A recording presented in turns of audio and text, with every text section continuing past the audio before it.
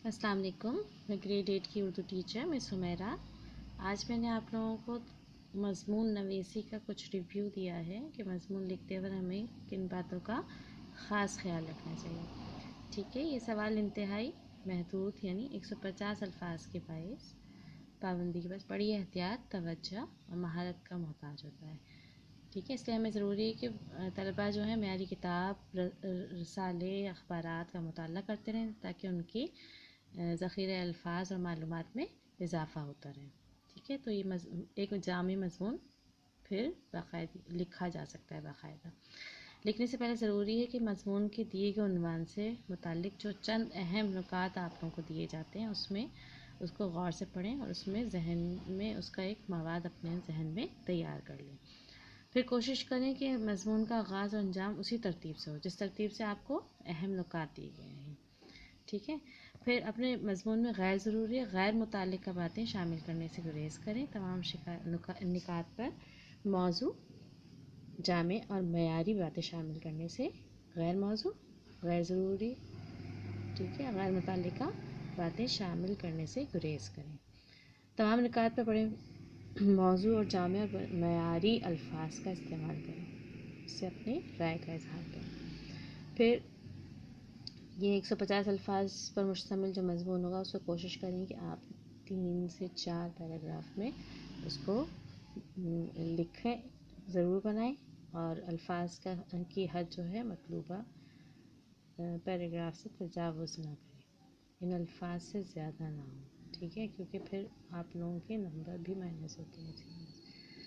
फिर बयान एक दफ़ा जो बयान कर दी बात उसको बार बार ना दोहराएं। बार बार दोहराने से आपकी बात का वज़न जो है वो ख़त्म हो जाता है, अहमियत ख़त्म हो जाती है। ठीक है, साफ़ सुथरा लिखें, खुशख़त लिखें, क्योंकि शस्ता और गैर वाज़े, शिकस्ता और गैर वाज़े।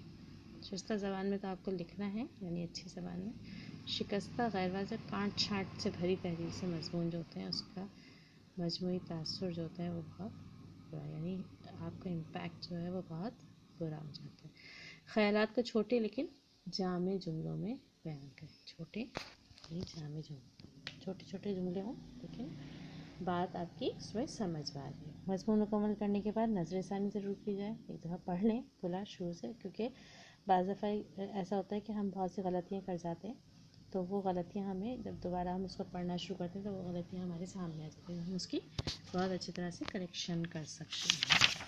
ठीक है, आज मैंने आप लोगों को एक मज़मून दिया है, आप लोगों से जो कुछ बातें मैंने की ताकि आप लोगों को भी अंदाज़ा हो कि मज़मून को किस तरह से लिखा जाता है, किस तरह से बताया बयान किया जाता है। तो मज़मून आज मैंने आप लोगों को एक मज़मून दिया है जिसका मौजू है मोबाइल फ़ोन। ठीक है, और उसके अहम नुकात जो मैंने आप लोगों को 3 लिखवाए हैं वो है: नंबर 1 राब्ते का फ़ौरी और आसान ज़रिया, नंबर 2 हंगामी और ज़रूरी कामों में उसकी अहमियत, नंबर 3 मोबाइल फ़ोन के मस्बत इस्तेमाल की ज़रूरत। इन 3 पॉइंट्स को जहन में रखते हुए आप लोगों को पैराग्राफ की सूरत में मज़मून लिखना है जिसमें जामे और मुकम्मल बात की जाए। इस बात का ख़ास ख्याल रखें, किसी किस्म के कोई काट छाट नहीं होनी चाहिए कोई, और इसके अलावा अच्छी और शुस्ता अल्फाज में मज़मून को बयान किया जाए। साथ साथ मैंने आप लोगों को एक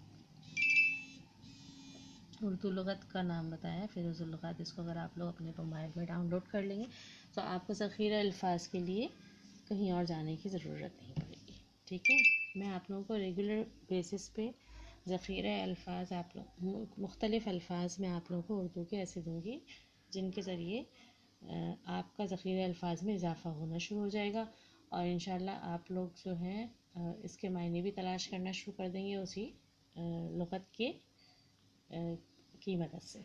ठीक है, तो आप लोगों को मैं रोज़ाना की बुनियाद पे कुछ अल्फाज आप लोगों को दूँगी जिनके मायने आप लोगों को लुग़त से तलाश करके लिखने होंगे। जब आप लोग मायने ढूंढेंगे लाजमी आप लोगों के ज़ख़ीरा अल्फाज में भी इजाफ़ा होता चला जाएगा।